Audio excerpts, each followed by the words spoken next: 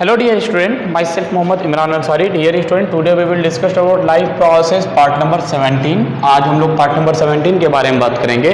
काफ़ी ज़्यादा ये बड़ा चैप्टर ज़्यादा हुआ दिख रहा है, तो इसमें कोई डाउट नहीं है बच्चों। आप लोग इसको अच्छे से समझते चलिए, आप लोगों को एक एक चीज़ समझ में आएगा अच्छे से।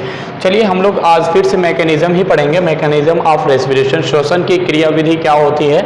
एक बार और मैं आपको रिवाइज करा देना चाहता हूँ। इससे पहले वाले वीडियो में हम लोगों ने बात किया था कि सबसे पहले हम लोग नोज के द्वारा, नोजल पाइप से हम लोग क्या करते हैं, रेस्पिरेशन करते हैं, यानी नाक के द्वारा लेते हैं।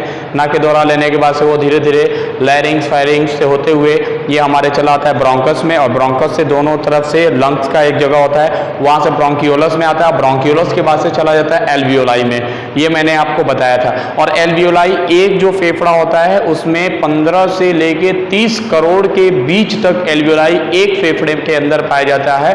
दूसरे फेफड़े में भी 15 से 20 करोड़ एल्वियोलाई पाए जाते हैं। अब वो जो 15 से 20 करोड़ एल्वियोलाई होते हैं, जो हम लोग ऑक्सीजन लिए हुए हैं, वो ऑक्सीजन जाके उसी एल्वियोलाई के अंदर पूरी तरह से स्टोर होने लगता है, इकट्ठा होने लगता है। जैसे कि मैं आपको दिखा देना चाहता हूँ, ये एक सिंगल एल्वियोलाई है। इस एल्वियोलाई के अंदर बहुत सारे ऑक्सीजन क्या होते हैं हमारे अंदर, इस एल्वियोलाई के अंदर जब हम लोग सांस लेते हैं तो आके भर जाते हैं। ध्यान से समझिएगा। उसके बाद से मैंने आपको बताया था कि अब इसको CO2 में चेंज होना रहता है, यानी कार्बन डाइऑक्साइड में बदलना होता है। तो कार्बन डाइऑक्साइड में कैसे बदलते हैं ये भी ध्यान दीजिए।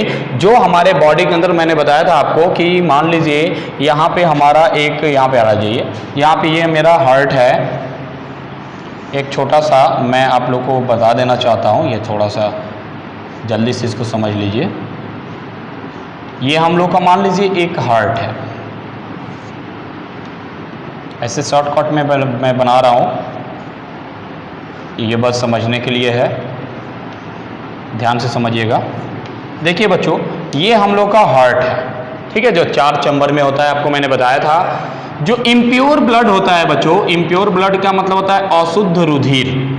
अशुद्ध रुधिर क्या होता है, जिसमें CO2 प्रेजेंट होता है, इसलिए ये इम्प्योर होता है। CO2 यहाँ से इंटर करता है, इंटर करने के बाद से CO2 नीचे की तरफ आता है, और नीचे की तरफ आने के बाद से यानी आलिन से ये नीले में आता है, और नीले से निकलने के बाद से डायरेक्ट कहाँ चला जाता है बच्चों, हमारे लंग्स में, फेफड़ों में चला जाता है शुद्ध होने के लिए। तो यहाँ तक जो आया है बच्चों, यहाँ तक समझिए, यहाँ तक जो आया, यहाँ तक आप देख रहे हैं, तो इसके अंदर CO2 प्रेजेंट है, कार्बन डाइऑक्साइड इसके अंदर प्रेजेंट है। ये अब आगे की तरफ बढ़ेगा, ऐसे आगे बढ़ेगा, इसमें अभी भी CO2 प्रेजेंट है, फिर ऊपर की तरफ आएगा, अभी भी CO2 प्रेजेंट है इसके अंदर, फिर ऊपर आएगा, ऊपर आने के बाद से तुरंत चला जाएगा कहाँ पे, ब्लड वेसल्स जो यहाँ से जाता है, यानी ये सब ब्लड वेसल्स ही हैं। ये कहाँ पे चले आएंगे, फेफड़ों के अंदर जो एल्वियोलाई है इनसे होते हुए ये आगे की तरफ बढ़ना शुरू हो जाएंगे।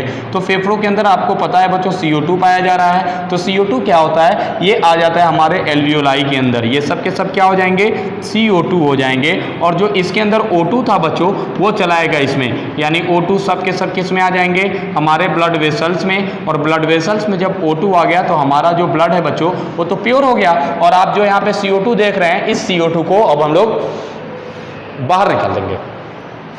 इसी प्रोसेस को मैकेनिज्म ऑफ रेस्पिरेशन कहते हैं। अब यहाँ से जो O2 वाला यानी प्योर ब्लड जो निकला हुआ है, अब ये डायरेक्टली कहाँ चला जाएगा बच्चों, तो देखिए कहाँ चला जाएगा, ये डायरेक्टली चला जाएगा हमारे फिर से हार्ट में ही। यानी अब इसके पास ऑक्सीजन है, यानी कि ब्लड प्योर हो चुका है। अब ये ब्लड पूरी तरह से आ जाएगा कहाँ पे, तो आप देख सकते हैं इस पार्ट में ये O2 को लेकर चलाएगा, और यहाँ से फिर से हमारे शरीर से, यहाँ से आलिंद और नीले से होते हुए हमारे शरीर के पूरे बॉडी पार्ट्स में चला जाएगा, शरीर के सभी भाग में ये चला जाएगा।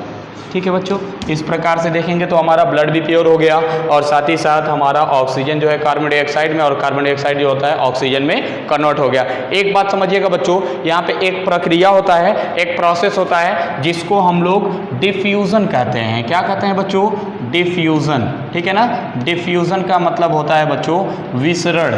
विसरण एक क्रिया होती है जिसके अंतर्गत कार्बन डाइऑक्साइड ऑक्सीजन में, और ऑक्सीजन कार्बन डाइऑक्साइड में, वो भी कहाँ पे, एल्वियोलाई के अंदर कन्वर्ट हो जाता है।